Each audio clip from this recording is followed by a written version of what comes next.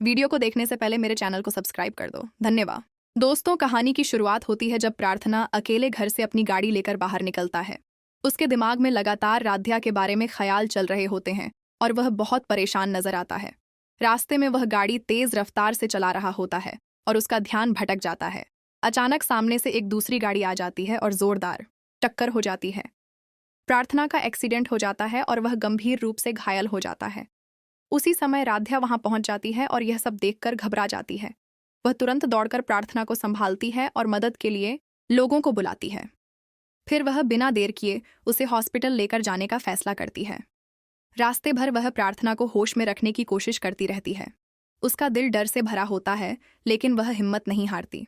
Hospital पहुंचते ही doctor तुरंत प्रार्थना को इमरजेंसी में ले जाते हैं। उसका चेकअप शुरू किया जाता है और सभी रिपोर्ट्स देखी जाती हैं। डॉक्टर उसकी हालत को बहुत ज़्यादा गंभीर बताते हैं।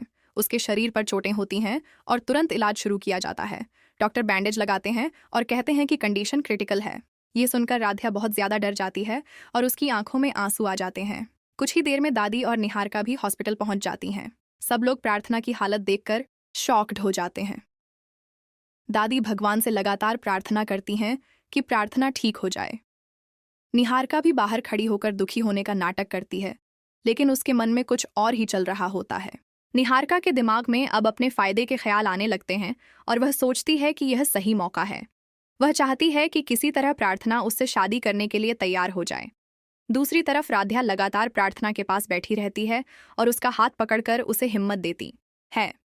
डॉक्टर बताते हैं कि अगले कुछ घंटे बहुत ज़्यादा अहम हैं। सब लोग इंतजार में बैठे रहते हैं और माहौल बहुत तनावपूर्ण हो जाता है। दादी बार बार रोते हुए भगवान से मिन्नतें करती हैं।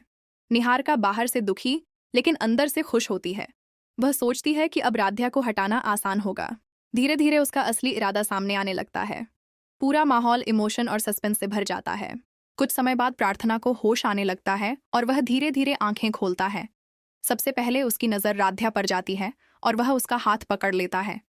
राध्या उसे देखकर रोने लगती है और बहुत भावुक हो जाती है।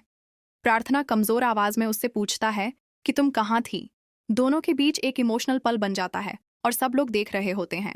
दादी और निहारिका यह देखकर हैरान। अब प्रार्थना सिर्फ राध्या के पास रहना चाहता है और उसी पर भरोसा करता है। राध्या भी उसकी हालत देखकर टूट जाती है, लेकिन खुद को संभालती है।